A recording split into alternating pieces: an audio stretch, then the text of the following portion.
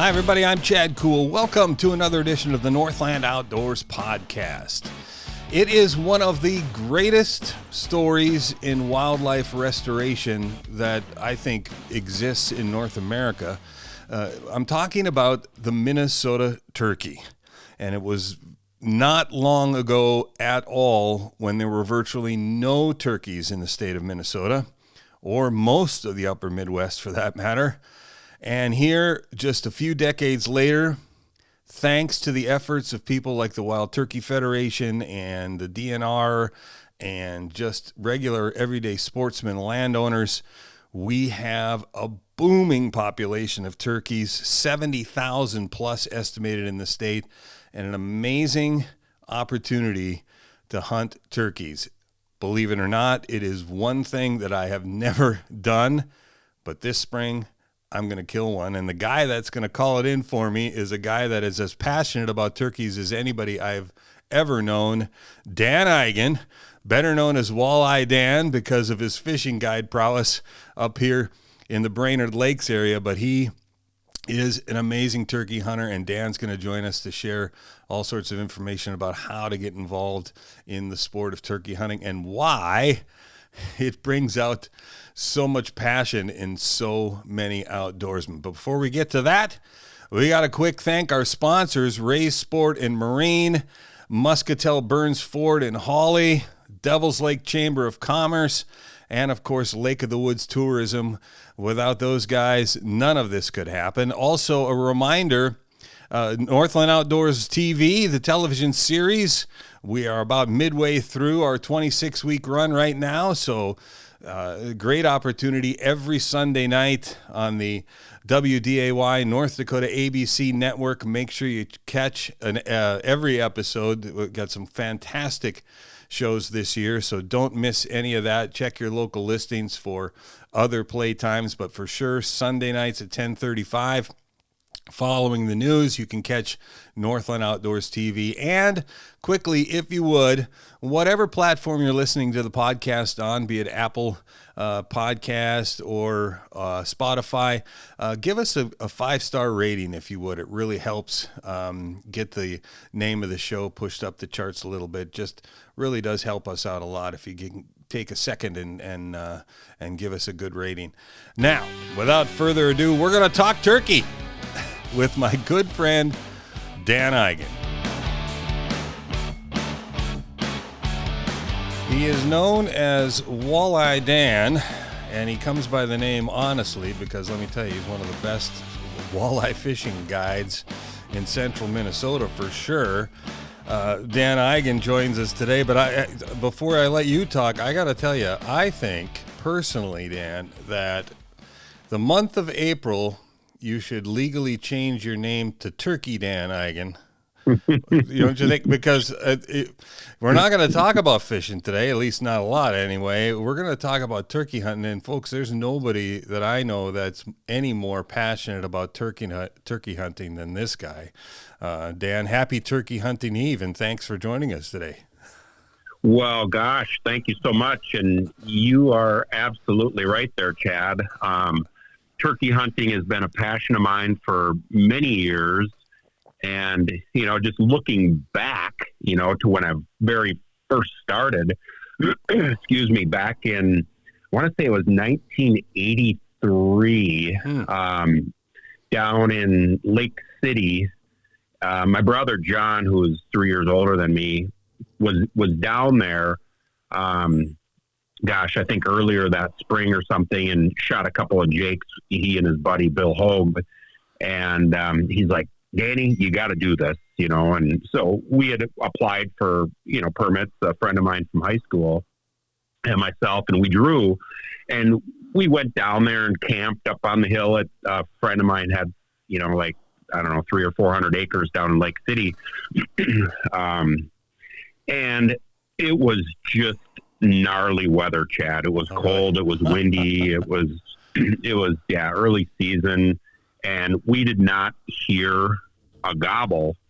And I just came back and told my brother, I'm like, you can have this turkey hunting stuff, Yeah. So that was my first experience and it, sleeping up on top of the hill and mice infested camper. And yeah, so it wasn't until maybe 2 or 3 years later that I went again, and I had a friend of the family, my brother's friend, Tim Nibel from Red Wing, take me out, and it was just exact opposite. We set up, first light, and had a Jake come charging in, and I drilled it with my 870, and I was like, oh gosh, that was easy. Yeah.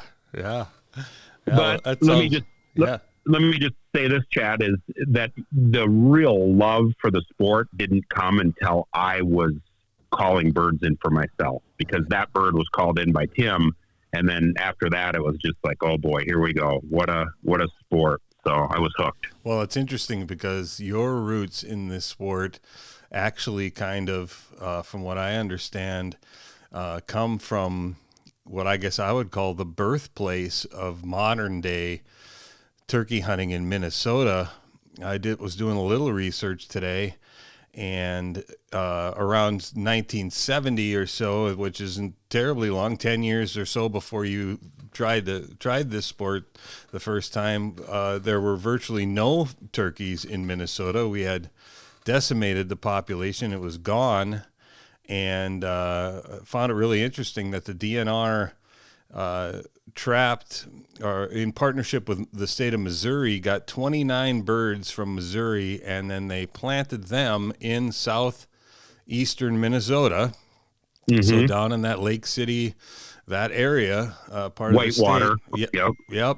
And now here we are, 50 or so years later, there are over 70,000 birds in the state that they estimate. So from virtually nothing to an amazing population.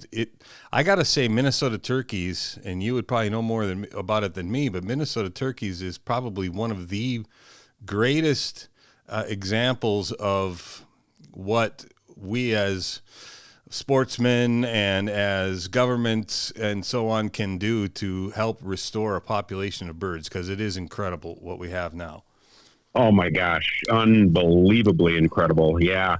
And then you look at, as you were talking about that, I was thinking about the elk, what's going to happen there, Yeah. But you're right. I mean, it's like the NWTF has to get a lot of credit for this, and then the local chapters and presidents of those chapters who rallied all the troops to, have the banquets, to, be on site for some of this trap and transplant that went on back in those days. But I was on the committee here in Nisswa, Central Minnesota Gobblers, and was part of the, trap and transplant. We let them go up here in this neck of the woods up in Nisswa. And, between the birds that came out of Ripley and the birds that were planted down up by CB Lake, originally, it's like, it is absolutely unbelievable to see where we're at today. Yeah. Yeah. Now let's talk about chasing these birds. And this is full disclosure. I have hunted just about everything that either walks or flies in my life, but I have never hunted a turkey. And a lot of people look at me weird when I tell them that. It just have not had the opportunity to do it, have wanted to, just haven't. But folks, I'm here to tell you that I'm hoping that in the next couple of weeks, this guy right here, Mr. Turkey Dan Eigen, is going to call one in for me. So I'm hoping that's the plan anyway. And we're going to try to get the Northland Outdoors cameras on that and be able to bring that to everybody video wise. But so I don't know what it is about turkey hunting that makes it so special. All I know is I have a lot of friends, including you, who are turkey hunters. And when you ask them about it, it's just a different look that you get when they start describing turkey hunting. And my question for you is why? What is it about this particular bird and this experience that makes it so special for you guys? Oh my gosh, to try to pin that down to a few words or thoughts, it's like impossible. But first thought is, it's spring of the year. We're not used to hunting in the spring of the year, right. and the weather's beautiful. Things are just coming alive. The other birds are migrating through the area, and so you see every conceivable songbird, and you hear the whistling birds overhead, the ducks and owls and everything. Not to mention the wildlife that you see and that you call in as you're calling for turkeys. But so that's a big part of it, just being out in God's creation, out in nature. And then I would have to say just the fact that every hunt is so unique. It's like you just do not know how they're going to react. It's just that's definitely it. You get one that hangs up at 60 yards and just will not budge, and you're trying to throw out every different call, and and the thing just is not going to come in. And then you've got a day where you go out and you're kind of like, gosh, we haven't really had much success lately, and you put out a decoy or not, and you have one come charging right in on you, and he's spitting and drumming at 10 feet in front of you, and you're just feeling that just reverberate through your body, the gobbles, and oh my gosh, yeah, just everything about it is amazing. That's about all I can say. Yeah, the only thing I can experience that I have that would be comparable maybe would be calling rutting elk, bugling, and so on. And I think the thing for me in that particular situation, and I'm assuming it's going to be the same for the turkeys, is anytime you can have an opportunity where you're actually communicating with these animals, somewhat maybe when you're duck calling and so on, but that's not quite as much with turkeys. I know because I've watched enough videos and spoken to enough of you guys, but you have different calls that are actually communicating different things. At least in our minds we are, and that's kind of interesting, isn't it? When you're actually trying to talk to these animals, that makes it a little different too. Oh, absolutely. And you're right on as far as, relating it to, hunting elk during the rut and, cow calling and bugling and, trying to get one in. But, obviously little different sized creature, right. But you still get that heart pumping sensation when you're hunting turkeys. And yeah, it's reading their, body language and, okay, how many birds, how many hens does this Tom have with him?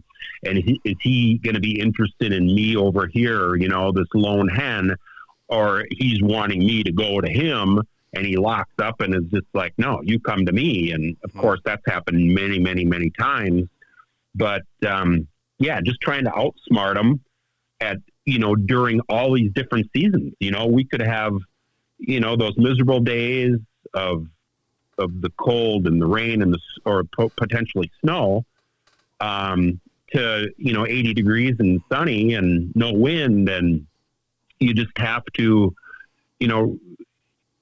just experience comes into play there, and you just have to react to how they're reacting and or not.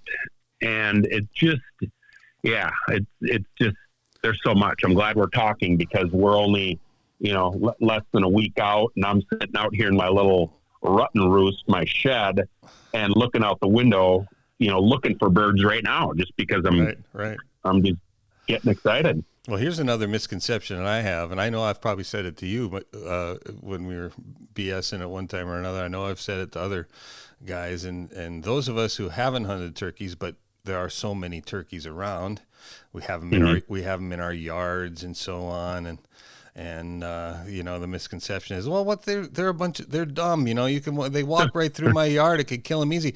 And matter of fact, just now when I was driving, I was out running some errands and I was heading home, not 45 minutes ago, right on my little road by my house here, there were 3 or 4 nice toms and about a half a dozen hens right on the side of the road. I stopped the car, rolled down the window. I was no more than 20 feet away from a full strut bird, actually taking video of them because that's what I do. But that's when you think to yourself, well, how hard can this possibly be?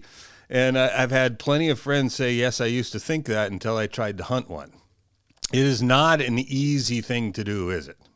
Not always. It sure can be, but those people, I'm thinking of one particular person that was like, oh gosh, turkey hunting, how hard is it? And it's like, all I could say to that person is obviously you've only hunted them once and you had a experience where they came charging into your decoy. Mm-hmm. Because if you hunt them year after year, you're going to realize that, some of them are going to just outsmart you, period.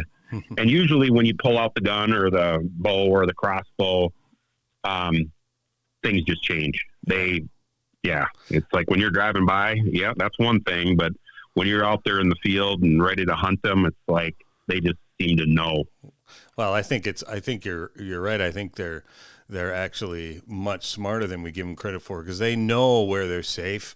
They know the time of year, that kind of thing. They know that in your yard, they're probably not going to get shot at, or when a car stops by them, they're used to that. But get out of the car and then see what they do, right? It's that kind of thing. So let's do a little Turkey 101 because I'm the newbie, right? I have not done it before.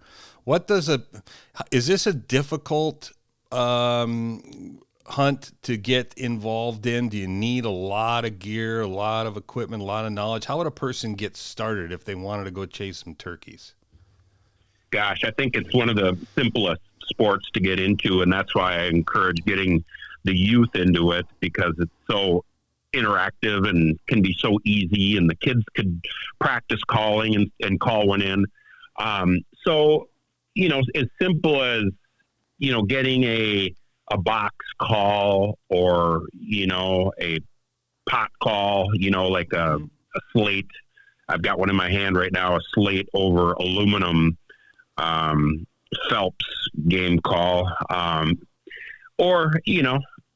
It's either a box call, slate call, of course, then you graduate to a mouth call and, whatever else. But just being able to make the basic yelp, which is something like this, as a yelp, easy to do. There's all kinds of tutorials out there.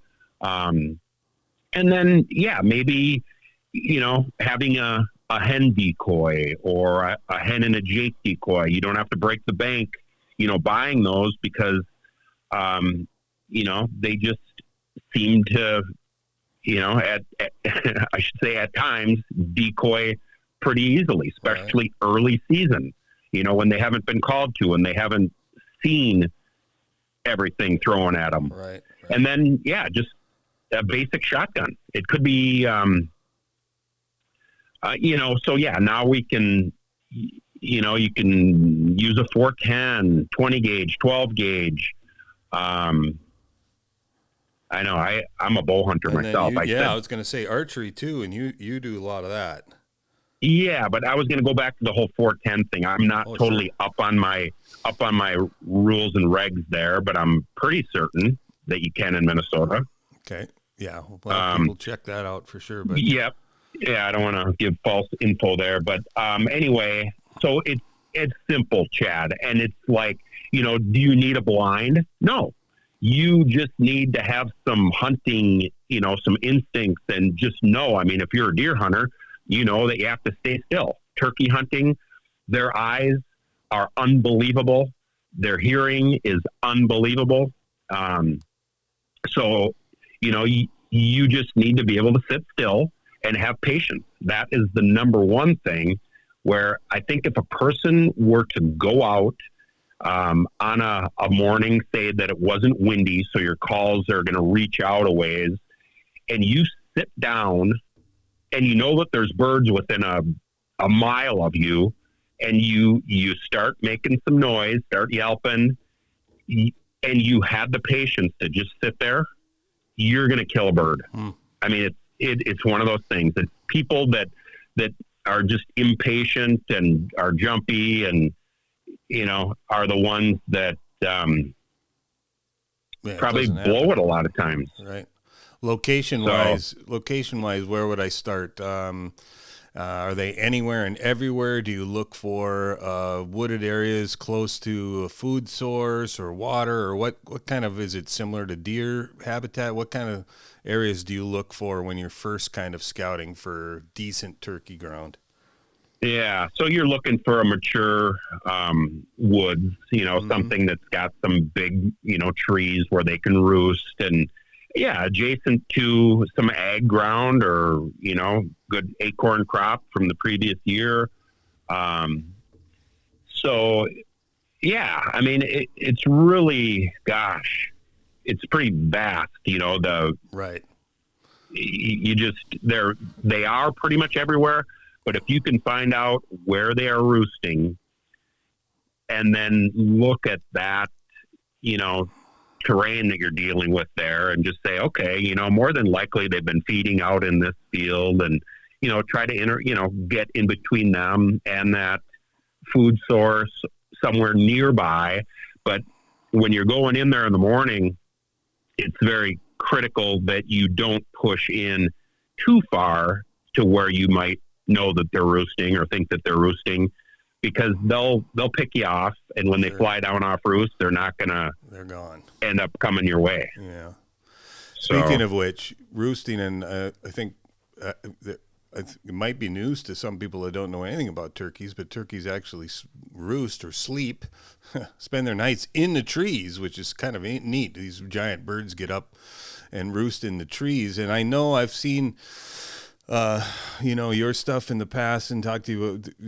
We use this term, put them to bed and things like that. And that's kind of some of the stuff that you do, I know, scouting wise, or the night before even, or even right away or in the morning when it's still dark, and that you're trying to locate them on the roost, and you'll use kind of a locator call of some kind. Explain how that process works, like a hoot owl or something like that, get them to talk. Yeah. So, I mean, you could go out, say you're going to hunt the 16th, and, you go out the 15th and you're driving the dirt roads, and, you see a flock of birds, close to sunset, that they're not going far from there. Mm-hmm. They're going to be roosting nearby. And you could be pretty much guaranteed that if you set up somewhere near where you last saw them, and you have permission to hunt that piece of property, you're going to be able to, get them to sound off and more than likely call them in. If you don't have that ability to get out the night before, you go out the morning of the hunt, and then your locator call, and you can do locator calls in the evening too, but in the morning, I like to, let out an owl call, and I just use my mouth, but they make factory calls where you can just blow in and do the who cooks for you. But I just go, woo, woo, woo, woo, woo, woo, woo, woo. and on a nice quiet morning, and, it doesn't have to be totally quiet, but you're going to get one to, over here, and then that one makes that other one sound off, and that one makes that one sound off. So you've got birds, in the perfect world, you've got 3 or 4 toms, going off, and it's very, it's something that happens quite a bit. And then you're kind of like, okay, which one am I going to go after? Does that one sound like a more mature bird over there? Or, we'll say that it does. So, you know what? You're going to beat feet over that way, depending on how far away it is. And like I say, you can't get in too tight because you're going to spook them. Right. And then you just get set up, and whether you put your decoy into the ground or you don't have to use the decoy. Usually I'm decoying early season, mid season maybe. And then as we get later in the season, I'm having them search me out. I see. And don't use decoys as much, but interesting. So progression as far as that goes. That's got to get the blood pumping, though, if it's dark in the morning and you're out there and you got birds going all around you just because of. By the way, that is one fantastic owl call. You'd make a great owl, Dan. Maybe we should call you Owl Dan instead of Turkey Dan. That was good. Yeah, no, that's neat stuff. Again, I think it all comes back for me to this whole idea of we're communicating with these animals, which is just kind of makes it more fun. I mean, if there was a way that you and I could figure out how to squawk or squeak at a walleye, we'd probably do that too. But we haven't come up with that one. No, I know how to do that. Oh, you okay? Well, yeah, you are. Your name is Walleye Dan. So, but I'm not gonna share that with you right now. Gotcha. No, yeah, that's a top. My customers know, but okay. Oh, that's good. And one of the things I know that's you mentioned it, you touched on it. Well, I want to get this one out of the way too, just for people who don't know, because I think it gets confusing. But you hear a lot of different terms associated with all sorts of different sports and hunting opportunities. But one of the things with turkeys you hear a lot is, oh, that was just a Jake or a Tom. What's the difference? Yeah, so a Jake is just a young one that was born, last spring, early summer. And, it's got a little stubby beard, out. I don't even know, is a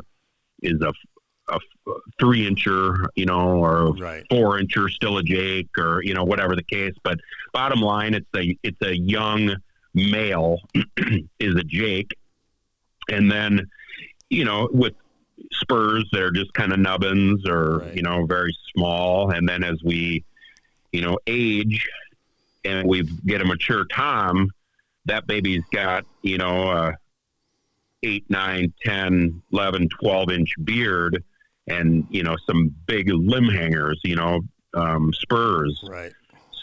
So, and yeah, I mean, it's, you're going to be able to, so in Minnesota, any bearded turkey is fair game. And right. Occasionally a hen will have a beard. So as you're calling them in and you see anything visible that is, protruding out of their chest, that's fair game. And I've always said that, for the novice or beginners, it's just get one under your belt, right, right. Don't hold off, because that might be your only opportunity this spring right. in shooting range. So, but yeah, it is so the age cool. Of the bird. And, yeah. What's that? The difference is just the age of the bird, and you can tell that by the length of the beard. So that's, yep. Mm-hmm. And occasionally, if some people say you can't, but I believe you can, by the gobble, a long sure. drawn out deep gobble versus that, yep.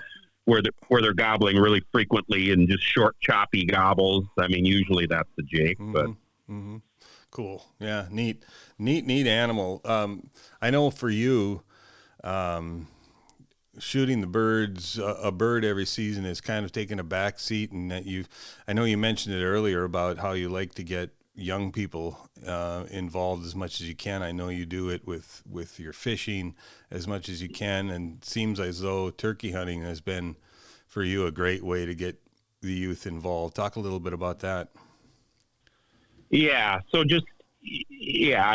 I still, like to shoot one occasionally, but it's really not, high on my priority list. It's more, like you say, getting, even so in Minnesota, you can't guide for hire. I don't know if you knew that, Chad. Okay. Yeah. But so I can't legally guide and, say, hey, I get $400 for a morning turkey hunt. No, but you can call for people though and join. Oh, people. Absolutely. Yeah. And so I have a number of people call me and say, hey, I heard you really like turkey hunting, and what do you do? I go, if I'm open, I'll take you. It's just one of those things.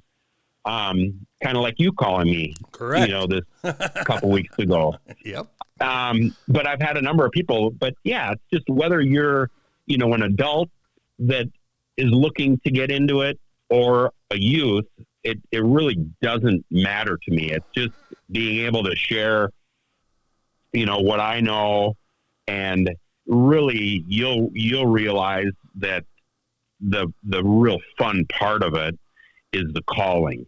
Yeah. So, yeah. And that's why I enjoy, and just teaching people a new sport and getting them out of the house and out into the woods. And right. It's just, it's fantastic. All part of it. Yeah, they're here, and it's just about time. Now, let's just, for clarity, the Minnesota splits the season in the spring into 3 chunks. Is that right? And you can now, can you only hunt one of those 3 seasons, or can you hunt multiple? How does that work? Actually, there are A, B, C, D, E, and F seasons. Okay. So there's more than 3. Oh, yeah. That's what I don't know. And gosh, Chad, I'm just trying to think now. So and once again, don't quote me on this, but I want to say that youth can hunt all seasons until they shoot a bird. Right. If you, I should have read up on this a little bit, but seasons A, maybe it's A and B. If you wanted to gun hunt, I'm not even gonna say. I'm gonna have people look that up. But bottom line, it's on. But there's multiple seasons and different rules, so make sure you check that out for wherever you're at. I mean, it's all laid out there in the.